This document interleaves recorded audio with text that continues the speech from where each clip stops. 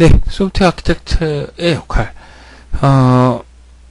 이러한 개발 환경에서 어떻게 소프트웨어 개발하려면은, 아키텍트가 어떤 역할을 수행해야 되는지, 아키텍트 역할에 대해서 정의를 한번 해보죠.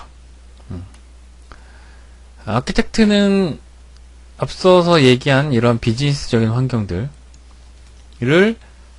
이해해야 됩니다. 그래서 결국 시스템 목표를 명확히 도출해내는 게 아키텍트의 역할이라고 할 수 있습니다. 즉 아키텍트는 비즈니스적인 영역에 대해서 굉장히 잘 알고 있어야 되고요. 이를 명확하게 소프트웨어로 구현을 해낼 수 있어야 합니다. 연장선상의 얘기로 고객이 원하는 요구사항 그리고 시스템이 가진 제약사항 이게 무엇인지 파악해내고 분석하는 그런 역할을 하셔야 되는 거죠. 그래서 분석가로서의 역할이 요구되어집니다. 그 뒤에서 자세히 나오겠지만 시스템이 가진 특성을 잘 분석해내고요.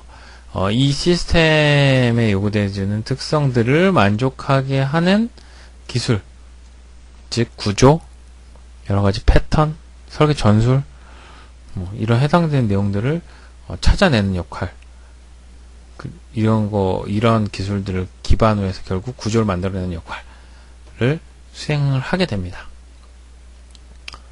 그리고 도메인 특화된 어떤 기술과 이슈들을 잘 파악해서 이게 지금 우리가 적용 가능한지 혹은 지금 쓸 수 있는지 지금 쓸 수 있다면 이 기술을 가지고 시스템에 반영시키는 즉 구조로서 도출해내는 역할들을 해야 되는 거죠.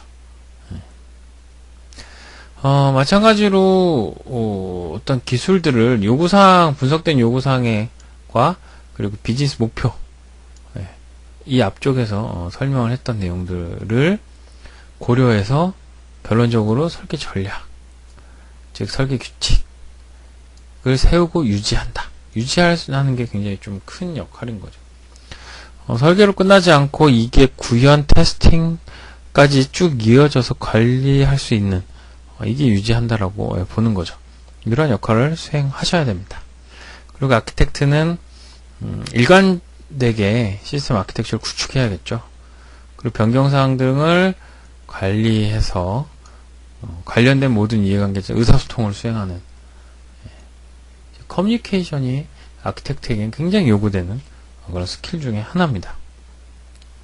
나만이 설계한 아키텍처가 아니라 이 아키텍처를 가지고 많은 개발자들, 더 나아가서는 이해관계자들, 고객과 의사소통하고 이 의사소통한 내용들 기반으로 소프트웨어 개발을 수행할 수 있도록 하는 역할도 아키텍트에게 부여된 큰 역할 중에 하나죠. 그리고 마찬가지로 리스크 특히나 설계에 관련된 기술적 요소들의 리스크를 파악하고 이를 대비할 수 있는 그런 대안 아키텍처라든지 대안법 방법 등을 구상해서 시스템에 넣을 수 있도록 혹은 반영할 수 있도록 하는 게 아키텍트의 역할이죠. 이런 리스크를 파악해내는 것도 굉장히 중요한 역할입니다. 그리고 마찬가지로 시스템에 관련된 구성 요소들 가장 쉽게 얘기하면 요구사항 혹은 품질 속성 이런 것들의 우선순위를 결정해 주는 거죠. 우선순위를 결정해서 설계하는 부분 마찬가지로 이 우선순위에 따른 반복 설계나 이런 계획들 이런 것들을 제안하는 게 아키텍트의 역할입니다.